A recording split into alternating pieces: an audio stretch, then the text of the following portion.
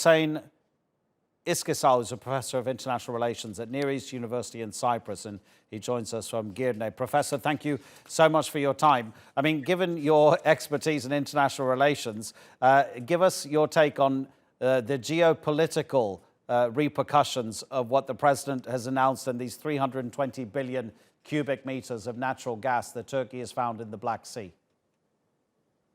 Thank you very much. First of all, it's a very big achievement, and I believe that it will be a game changer in the area.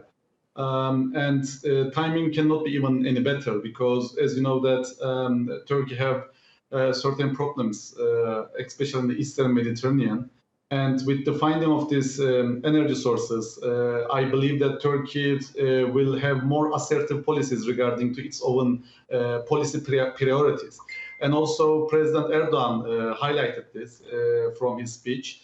And everything is related, you know, economic, geostrategy, political, your achievements, everything is related. So as President Erdogan noted down, Turkey's decrease to its dependency to external powers, increases economic capacity, and declining of the deficits, all kinds of economic deficits, will definitely have positive income on Turkish foreign policy in the area.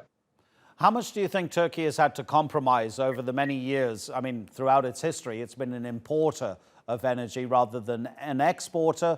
This could change things. The president says he would like to become an exporter of energy. How much has Turkey had to compromise in its relations with other countries because of the dependency that's existed on the need for imports? Perfect question, because every country refrain to accept that their energy dependency affects their foreign policy.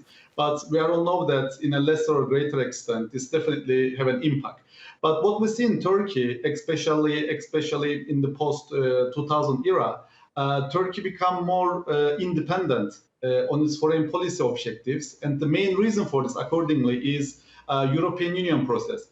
Because beforehand, Turkey was so dependent on the European Union process and cannot make, let's say, brave steps on its policy priorities. But on the recent years, when Turkey noticed that there are too much double standards on this process, and European Union membership is not a priority of Turkey anymore, we see that Turkey start to make much more independent foreign policy objectives. So in this connection, finding such a big energy sources in the Black Sea area will further drive Turkey to make more brave attempts, and Turkey will have an upper hand in negotiations, especially with the European Union and Greece in the Eastern Mediterranean. And I always argue that economically strong Turkey, which already have a great expertise in energy source and also in terms of military capacity, will definitely will have a very strong position and will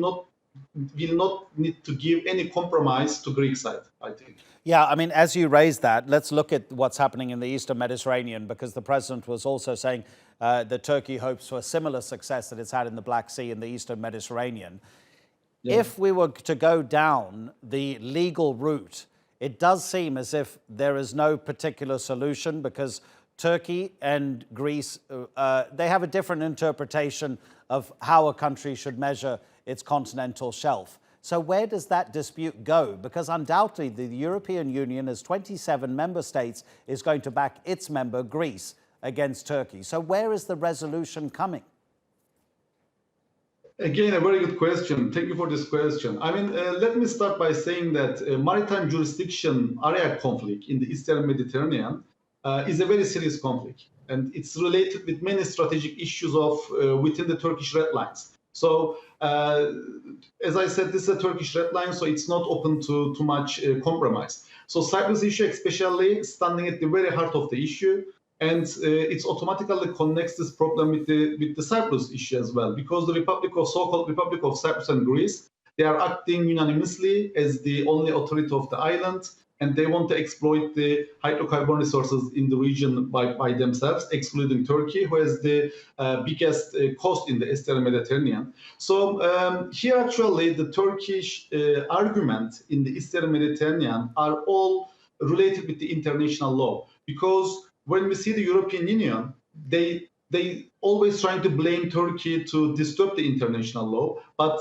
just being opposite, Turkish arguments has many similar cases in the international law. So the Turkish argument that is, countries' population, economic activities, shore length, consensus of the participation size are necessary, etc., etc. These are all the main principles of international law. So to answer your question, basically, and unfortunately, international law is all related to the political power nowadays. So once, as much as you have the political power, you become more right in the negotiation table and in terms of international law. So in this regard, when Turkey further exploit these resources, both in the Eastern Mediterranean and the Black Sea, as I said before, then again, by being actively involved in the area, both militarily and both in terms of energy investment activities, definitely the Greek side will come to compromise. I am making this argument because what we see when we see the Greece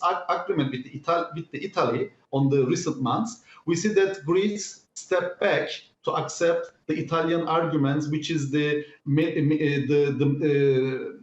line should be from the mainlands, not from the islands. So I am expecting the similar compromise from the Greek side, as long as Turkey insistingly continues its activities. Professor Huseyin Isiksal, thank you so much indeed, Professor, for your time.